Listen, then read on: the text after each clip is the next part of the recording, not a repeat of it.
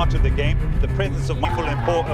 বাংলাদেশ আয়ারল্যান্ডের বিপক্ষে টেস্ট জিতবে এটাই প্রত্যাশিত, কিন্তু দেখার বিষয় ছিল জয়ের ধরন। টেস্টে নবীনতম দল আয়ারল্যান্ডের বিপক্ষে নিজেদের সাথে ব্যবধান বোঝানোর জন্য যেভাবে ক্রিকেট খেলা দরকার ছিল, ঠিক যেভাবে ডমিনেন্ট কায়দায় একটা জয় পাওয়ার দরকার ছিল, ঠিক যেন সেটাই করে দেখালো শান্তর দল। নিজেদের 25 বছরের টেস্ট ইতিহাসে মাত্র চতুর্থবার প্রতিপক্ষকে ইনিংস ব্যবধানে হারিয়েছে বাংলাদেশ। প্রতিপক্ষের শক্তি বিবেচনায় এর মহিমা খর্ব করাটা কঠিন, কারণ এমন স্টেটমেন্ট দেয়া বড় দলের মতো করে জয় বাংলাদেশ কালে বদ্রেই দেখা পায়। টেস্টে বাংলাদেশের পথ চলা ঠিক 25 বছর আগে এমনই এক নভেম্বরে শুরু হয়। শুরুর দিকে পুচকে বাংলাদেশ টেস্ট ক্রিকেটে ইনিংস ব্যবধানেই হারত বেশিরভাগ ম্যাচে। প্রতিপক্ষকে এই ইনিংস হারের লজ্জা দিতে বাংলাদেশকে অপেক্ষা করতে হয়েছে 1.5 যুগ।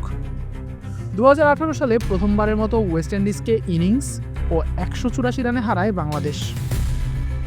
এই ম্যাচের পর আরও 2বার সেই স্বাদ পেয়েছে টাইগাররা, দুটোই জিম্বাবুয়ের বিপক্ষে। প্রথমটি 2020 সালে আর দ্বিতীয়টি ছিল এবছরই। মজার ব্যাপার হলো দুটি জয় ছিল ইনিংস ও 106 রানের ব্যবধানে। আয়ারল্যান্ডের বিপক্ষে ম্যাচ বলে অনেকেই টাইগারদের এই অর্জনকে ছোট করে দেখতে চাইতেই পারেন, কিন্তু বাস্তবতা হলো জিম্বাবুয়ে, আফগানিস্তান কিংবা আয়ারল্যান্ডের মতো দলগুলোর সাথেও বড় দলের মতো জিততে দেখা যায় না বাংলাদেশকে। 2019 সালে সদ্য টেস্ট স্ট্যাটাস পাওয়া আফগানদের সাথেও টেস্ট হেরেছিল বাংলাদেশ। আর জিম্বাবুয়ের মতো দলের বিপক্ষে এবছরই টেস্ট হারার স্মৃতি তো এখনও টাটকা। এই জয়টা আয়ারল্যান্ডের বিপক্ষে হলেও এর মাহাত্ম্য আছে, কারণ অন্তত আয়ারল্যান্ডের দুর্বলতার সুযোগগুলো নিতে পেরেছে নাজমুল হোসেন শান্তর দল। এভাবে বড় দলের মতো জিততে থাকলে নিজেদের আত্মবিশ্বাসের জন্য তা দারুণ এক রসদ হয়, সেটা যেই প্রতিপক্ষই হোক না কেন।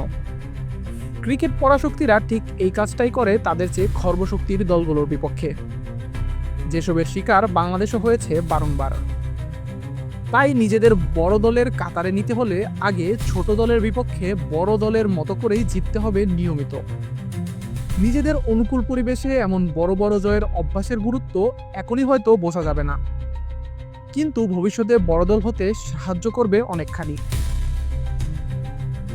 আশিকুর রহমান শান্ত, বি স্পোর্টস।